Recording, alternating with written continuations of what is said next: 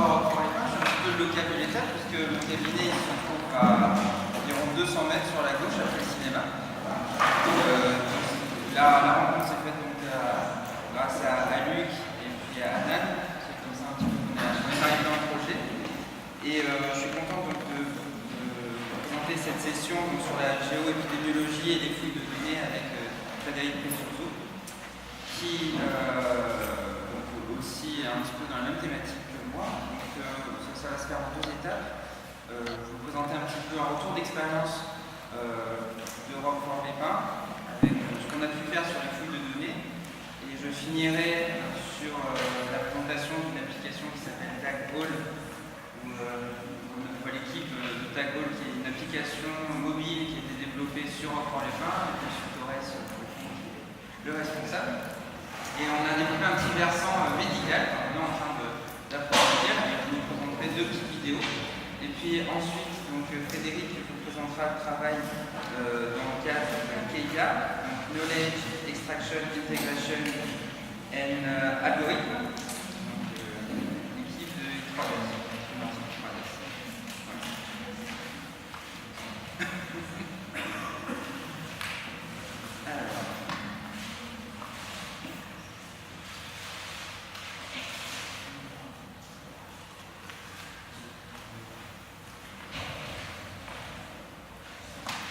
Voilà, donc je vous présente ici le retour d'expérience d'un projet qui s'appelle Image PACA, plateforme régionale d'information en médecine générale, région PACA.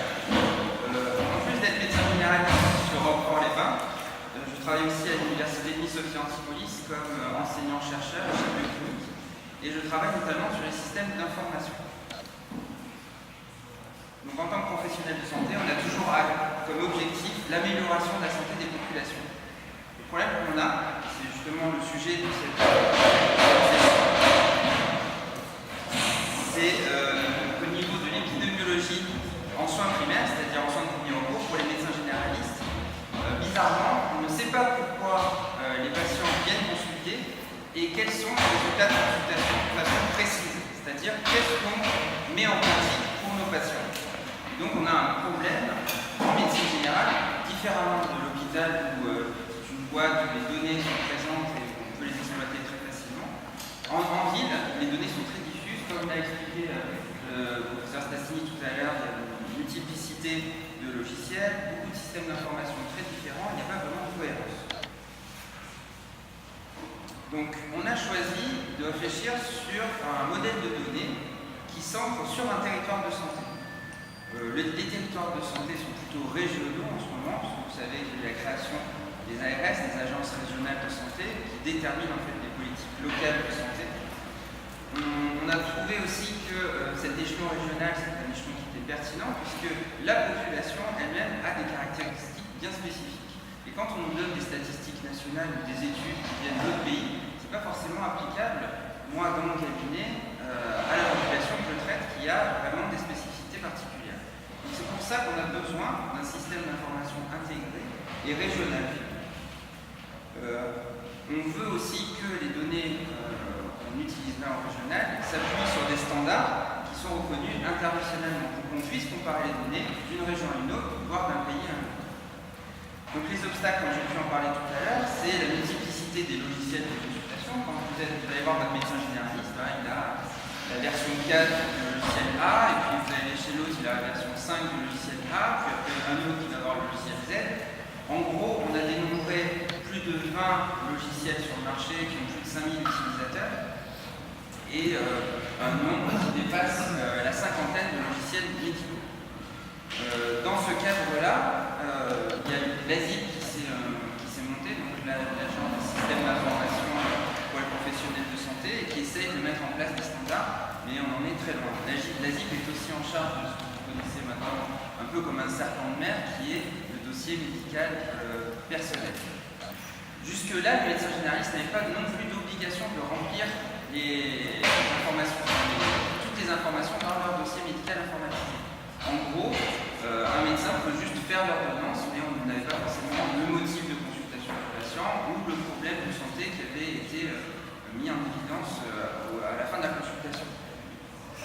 Et en plus de ça, il n'y avait pas de modèle économique, puisque là, sur la qualité en fait des données présentes dans le logiciel. En gros, il n'y avait pas d'incitation pour le médecin généraliste à avoir un dossier informatisé bien tenu. Alors vous pouvez connaître des médecins généralistes qui sont encore au papier crayon, ça existe encore avec des fiches, mais de plus en plus, à cause des histoires de facturation, de télétransmission avec la sécurité sociale, c'est comme ça qu'on a informatisé les cabinets, mais c'était plus sur le versant facturation et pas forcément sur le versant métier. Heureusement, il y a certaines opportunités qui s'offrent à nous en ce moment, notamment la démarche d'évaluation de la qualité des soins, d'évaluation des pratiques professionnelles, et peut-être une chose que vous avez entendu parler récemment qui a été généralisée cette année, c'est l'ancien CAPI. Donc, le CAPI, c'était en gros le paiement sur des objectifs de santé publique. Maintenant, ça s'appelle la rémunération sur les objectifs de santé publique, le ROSP, pour ceux qui sont des médecins. Et donc, pour remplir certaines conditions du ROSP, les médecins sont obligés de remplir des indicateurs de suivi de santé des patients qu'ils traitent, notamment pour les maladies chroniques. Donc, c'est la première fois qu'on va payer les médecins, non pas à l'ouverture de porte, au serrage de main, au donnage d'ordonnance, mais bien à ce qui se passe pendant la consultation et surtout sur les indicateurs de suivi de santé des patients. Ça pose d'autres problèmes, parce que quand on propose à un patient une thérapeutique, il est obligé de la suivre, et s'il ne la suit pas, il fait baisser nos indicateurs, donc ça donne certains problèmes éthiques, il peut peut-être être amené à ne pas suivre certains patients. Donc ça, les anglo-saxons ont mis en place ce système depuis plus de 10 ans, ils ont pas mal de recul, donc il y a des systèmes de modulation, on va dire, de ces objectifs de soins. En tout cas, en France, c'est la première fois qu'on met ça en place, et c'est pour ça qu'on pense qu'il y a une opportunité justement à développer des systèmes d'information qui peuvent aider les médecins généralistes dans cet objectif-là. C'est là, à mon avis, l'ancrage concret de ce projet. Donc le projet Plumage PACA, c'est donc le réseau de généralistes qui est géré par l'Université Nice Antipuliste, qui a pour objectif donc, le recueil des motifs de consultation, des résultats de consultation et des procédures diagnostiques et thérapeutiques des consultations. Ces données vont être extraites dans une base de données dont on a essayé de monter un modèle assez adaptable par rapport aux différents logiciels, et l'extraction est faite à distance. Je ne vais pas rentrer dans les spécificités techniques, si vous voulez, on pourra en discuter à la pause. Juste pour vous montrer un petit peu les applications. On s'est posé la question, est-ce qu'il est possible d'analyser la prescription d'antibiotiques d'un cabinet groupe de médecine générale à partir de la base de données informatisée issue du logiciel de consultation sur une année. Donc on a pris notre cabinet, je vais rompre le secret, c'est le cabinet de Roquefort des Pins. Donc on s'est rendu compte qu'avec 4 médecins, sur 2000, on a 20 000 patients dans notre base de données, ce qui est assez énorme quand on regarde les études de médecine. Il y a très peu d'études en fait, qui reposent sur autant de patients et surtout de façon instantanée, puisqu'on a juste eu à regarder ce qu'il y avait dans le fichier. Donc en 2011, on a regardé toutes les prescriptions d'antibiotiques. Donc là, vous voyez, ça représente en 2011 plus de 14 000 consultations. Finalement, sur ces 14 000 consultations, il y en avait environ 9 000. Je vais aller très vite sur les chiffres, c'est pas ça qui vous intéresse, je pense. Donc il y avait une prescription de médicaments. Et au final, on se rend compte, vous voyez, que alors c'est expérimental, on a changé de logiciel il n'y a pas longtemps, mais on s'est rendu compte qu'en fait, on notait très peu les outils par rapport au nombre de consultations. Et on avait très peu de résultats aussi par rapport aux différentes consultations. On se rend compte qu'il y a vraiment, en termes de qualité de remplissage du dossier, des efforts à faire. Donc déjà, ça c'était le premier état des lieux. Et je vous garantis que on n'est pas farouche par rapport à l'informatique, et il y a beaucoup de nos confrères, à mon avis, qui auront des soucis avec ça, plus de soucis avec ça. Donc là, c'est juste pour vous montrer la distribution par tranche d'âge des antibiotiques. On s'est rendu compte que finalement les enfants étaient très atteints. Je passe rapidement là aussi. On a regardé pour les infections ORL quelles étaient les infections les plus fréquentes, donc angine, otite, sinusite, et on a regardé les différentes familles d'antibiotiques qui étaient prescrites par affection. On s'est posé une autre question, c'est marrant, on s'est demandé finalement quel patient consulte quel médecin, à savoir est-ce qu'une femme consulte plus une femme, et est-ce qu'une personne âgée consulte plus un médecin âgé. Alors, pour les femmes, effectivement, les femmes consultent plus les femmes. Et pour les patients âgés, ils consultent plus les médecins âgés. Alors, pour se donner un peu avec la professeure, on a fait le même âge.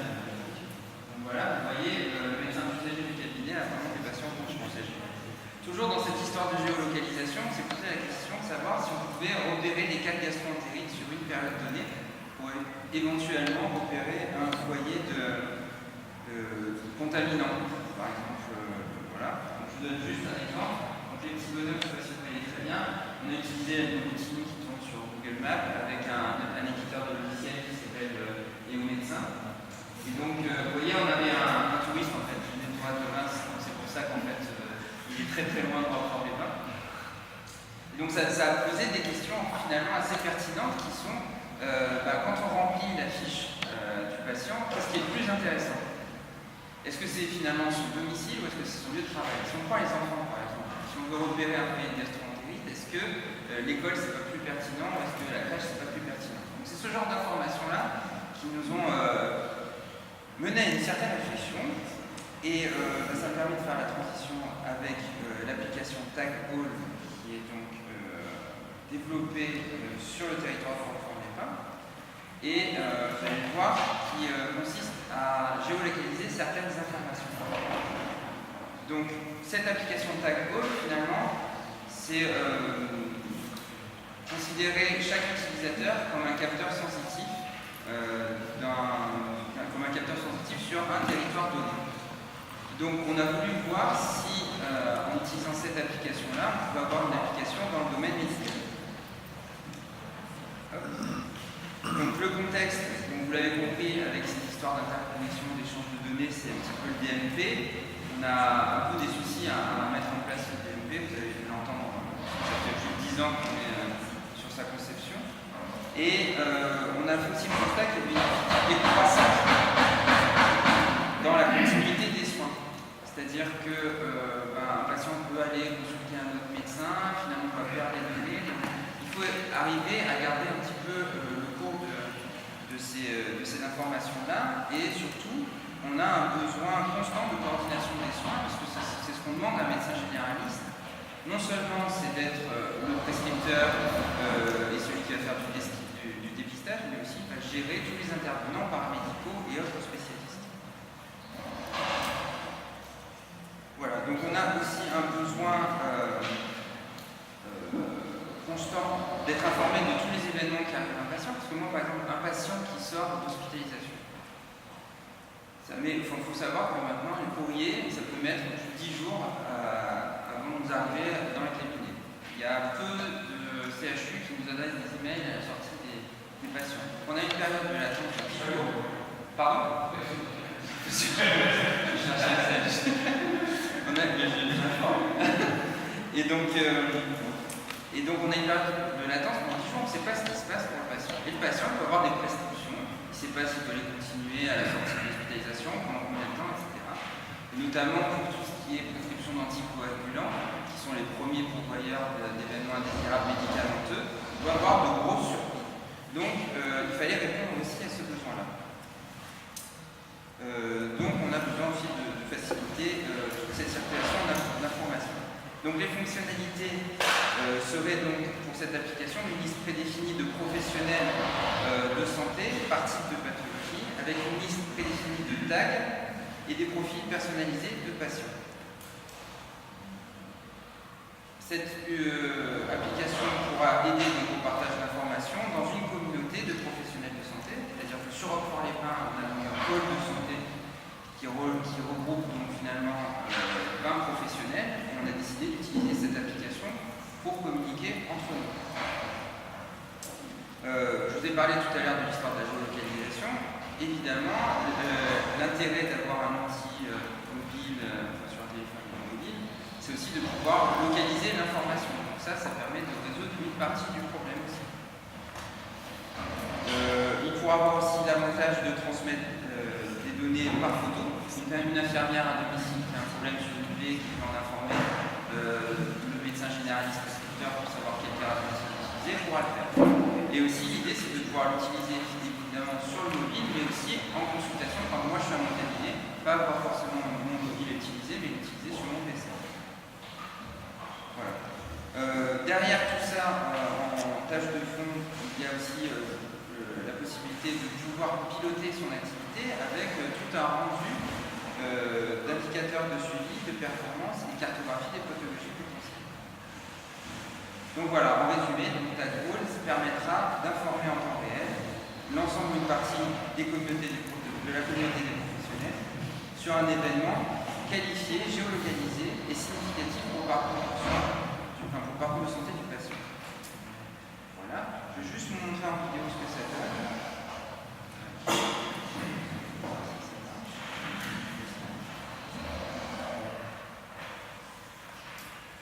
Donc voilà, l'adresse de l'institution.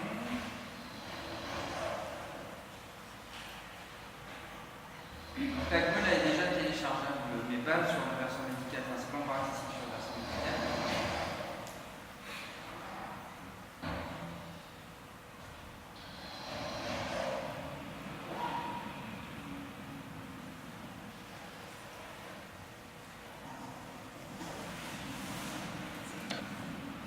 Voilà, donc la communauté médicale du patient.